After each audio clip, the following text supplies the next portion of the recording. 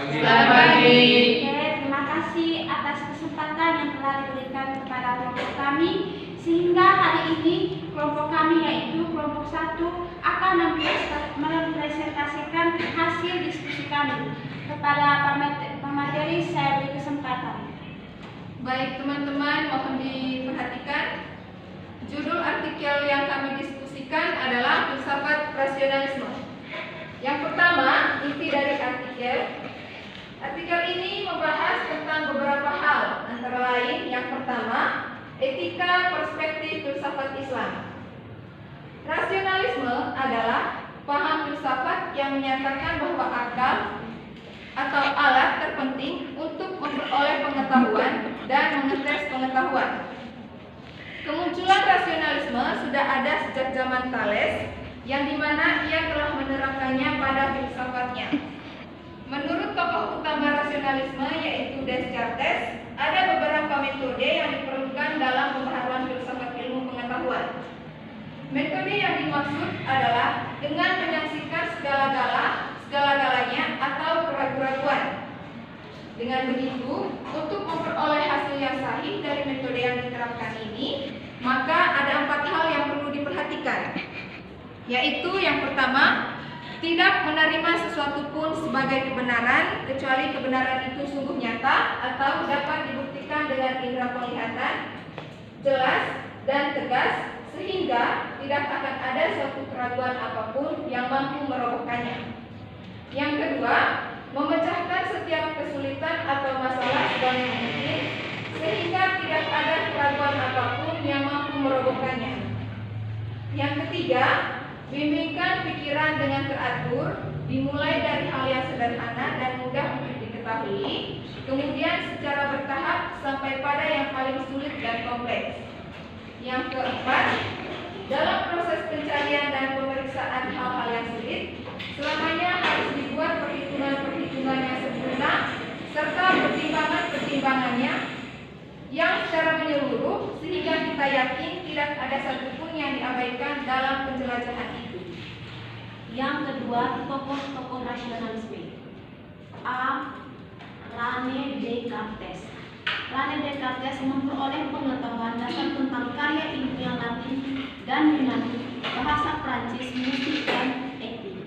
Logika Aristoteles dan etika Notchameus, fisika, matematika, astronomi dan arah metafisika.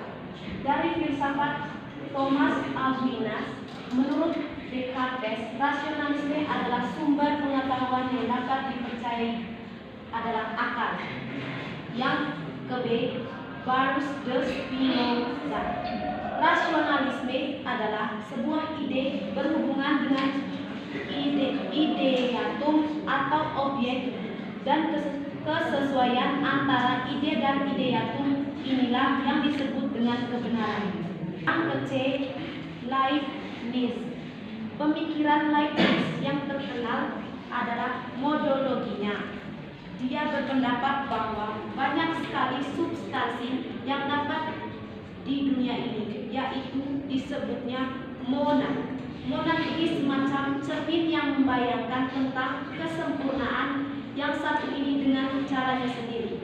Tiap-tiap pencerminan yang terbatas mengandung kemungkinan tidak terbatas karena dalam seluruhnya dapat diperkaya dan dipergandakan oleh sesuatu dari sesuatu yang mendahulunya. Yang ke-B, catatan kritis. 1. Sistematika. A. Kelebihan. Adapun kelebihan dan sistematika penulisan artikel adalah: yang pertama, judul artikelnya jelas, yaitu filsafat rasionalis.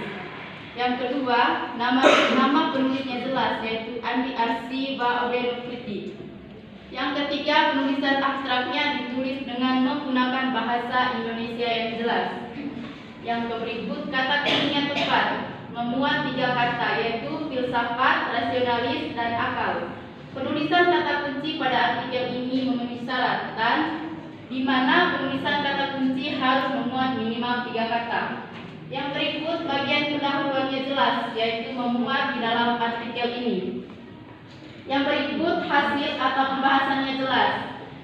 Yang berikut bagian kesimpulan juga jelas. Dan yang terakhir, daftar pustakanya juga tercantum secara jelas sehingga tidak dianggap sebagai plagiaris hasil dari orang lain.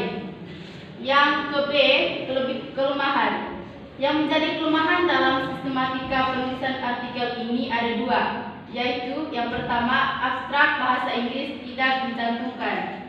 Karena sistematika penulisan artikel yang benar adalah abstrak ditulis dalam dua bahasa, yaitu bahasa Indonesia dan bahasa Inggris. Maka kekurangan dari artikel ini adalah tidak disertakan dengan abstrak bahasa Inggrisnya. Yang kedua, metode tidak jelas. Dalam sistematika penulisan artikel yang benar adalah harus menyertakan metode yang digunakan dalam penulis atau memuat artikel ini. Namun penulis tidak menyertakan metodenya. Yang kedua, metode. Karena artikel ini tidak disertai dengan metodenya, maka bagian kelebihan dan kelemahan di bagian ini tidak dapat dijelaskan. Yang ketiga, bahasan. A. Kelebihan. Kelebihan penulisan pembahasan di artikel ini adalah pembahasan yang ditulis secara sistematis, relevan dan logis. Yang ke-B, kelemahan. Kelemahan pada bagian pembahasan ini adalah kesimpulan dari paragraf penjelas yang tidak disertakan atau bersifat tersembunyi, sehingga akan membuat perbedaan pemikiran jika akan dibaca oleh beberapa orang. Yang keempat, kesimpulan. A. Kelebihan. Yang menjadi kelebihan pada bagian ini adalah penulisan kesimpulannya benar, yaitu sesuai dengan konsep penulisan kesimpulan pada umumnya, yakni ditulis secara sederhana, singkat dan jelas, serta menggunakan kosakata baku sehingga pesan dapat tersampaikan dengan baik.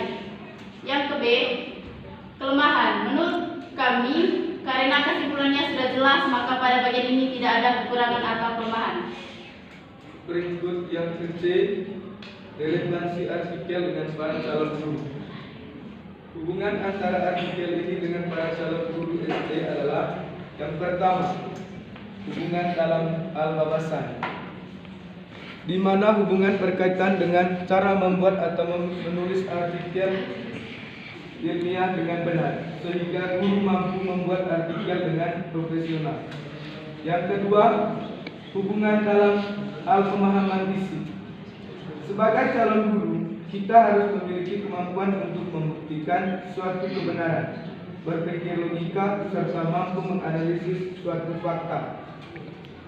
Yang ketiga, sebagai bahan referensi bagi guru untuk mendapatkan informasi-informasi mengenai rasionalisme.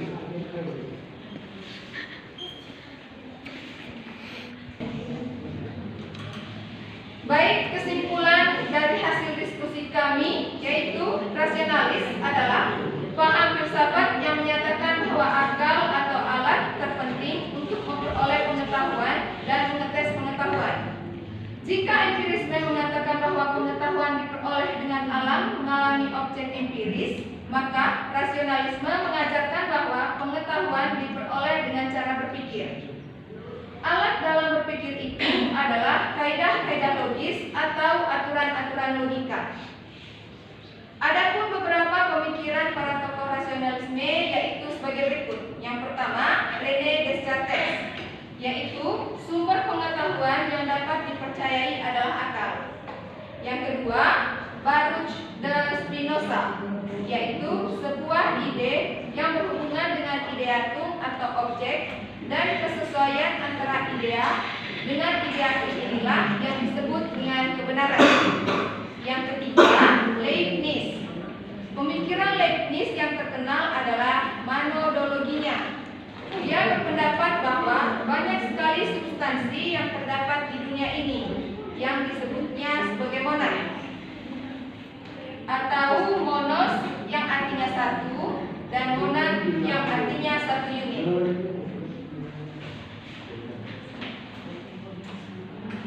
Oke teman-teman, itulah hasil diskusi dari kelompok kami yaitu kelompok 1. Semoga apa yang kami jelaskan, apa yang kami paparkan pada hari ini teman-teman dapat memahaminya. Sekian dan terima kasih.